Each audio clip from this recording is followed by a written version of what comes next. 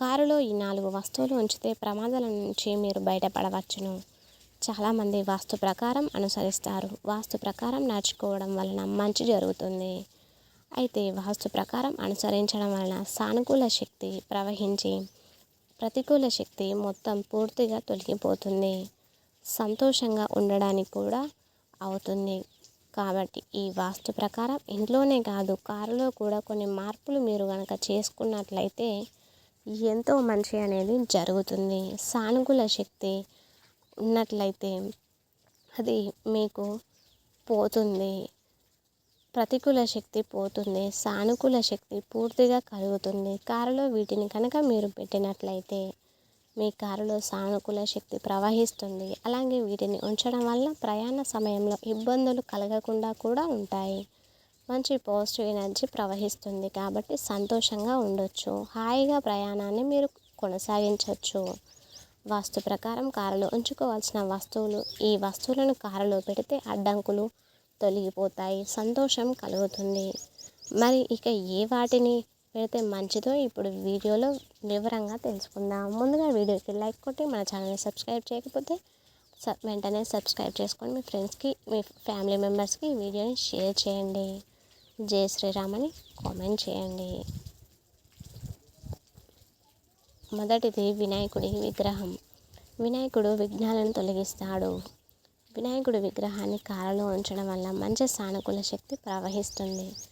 ప్రతికూల శక్తి పూర్తిగా తొలగిపోతుంది. మీకున్నటువంటి అడ్డంకులు తొలగిపోయి సంతోషంగా ఉండడానికి ఖచ్చితంగా అవుతుంది. రెండవది హనుమంతుని విగ్రహం. చాలామంది ఇలాంటి విగ్రహాన్ని చూసే ఉంటారు. కారులో వేలాడుతున్న ఆంజనేయ స్వామి విగ్రహాన్ని పెడుతూ ఉంటారు. ఈ విగ్రహాన్ని మీరు పెట్టితే కూడా మీకు సానుకూల శక్తి కలుగుతుంది. నిజానికి ఇది శుభప్రదంగా భావిస్తారు. దీనిని ఉంచడం వల్ల చెడు ప్రభావాలు ఏమైనా ఉంటే ఖచ్చితంగా తొలగిపోతాయి. హనుమంతుడు మనల్ని రక్షిస్తాడు. కాబట్టి కారులో వేలాడుతున్న హనుమంతుని విగ్రహాన్ని కూడా మనం పెట్టుకోవచ్చు. మూడవది నల్లని తాబేలు. మంచి జరగడానికి, సానుకూల శక్తి కలగడానికి కారులో నల్ల తాబేలును ఉంచండి. మీకు సానుకూల శక్తి ప్రవహిస్తుంది. సంతోషంగా ఉండవచ్చు. నాలుగవది సహజమైన స్ఫటికాలు.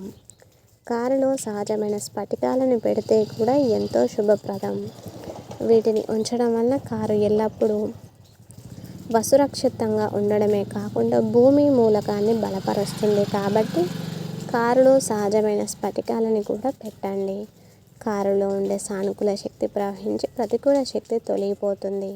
సంతోషంగా ఉండొచ్చు. హాయిగా ప్రయాణం చేయవచ్చు. ఇక ఐదవది మంచినీళ్ళు. కారులో మంచినీళ్ళు ఉంటే మంచి జరుగుతుంది. మనసున బలోపేతం చేయడమే కాకుండా మంచి తీర్థయాత్రలను తీసుకోవడానికి కూడా సహాయపడుతుంది. కాబట్టి కారులో మంచినీళ్ళను కూడా పెట్టుకోండి.